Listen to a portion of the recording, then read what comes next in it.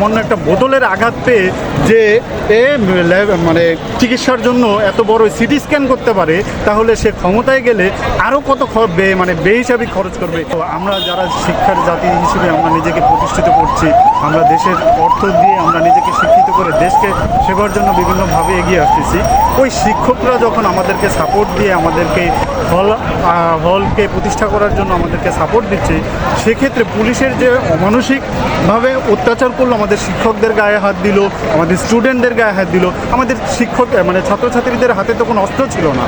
প্রত্যেকটা মানুষ বলতেছে, প্রত্যেকটা সবাই দেখছে যে আমাদের হাতে কোনো কিছু লাঠি ছিল না, কিছু ছিল না, আমরা জাস্ট মানববন্ধন করতেছিলাম।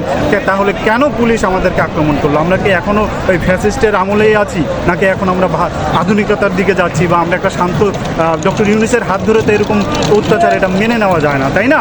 আমার কথা হচ্ছে একটা সামান্য একটা বোতলের আঘাত পেয়ে যে মানে চিকিৎসার জন্য এত বড় সিটি স্ক্যান করতে পারে, তাহলে সে ক্ষমতায় গেলে আরও কত মানে বেহিসাবি খরচ করবে। এই টাকা তো তার বাপের টাকা নয়, এই টাকা হচ্ছে আমাদের দেশের মানুষের টাকা, আমার ট্যাক্সের টাকা, আমার সাবেক জবিয়ানদের টাকা, আমাদের সাবেক ঢাবিয়ানদের টাকা, আমাদের সাবেক শিক্ষিত যারা আছে প্রত্যেকের টাকা। তাহলে ও এই টাকা খরচ করার পরে এই দায়িত্ব দিল কে?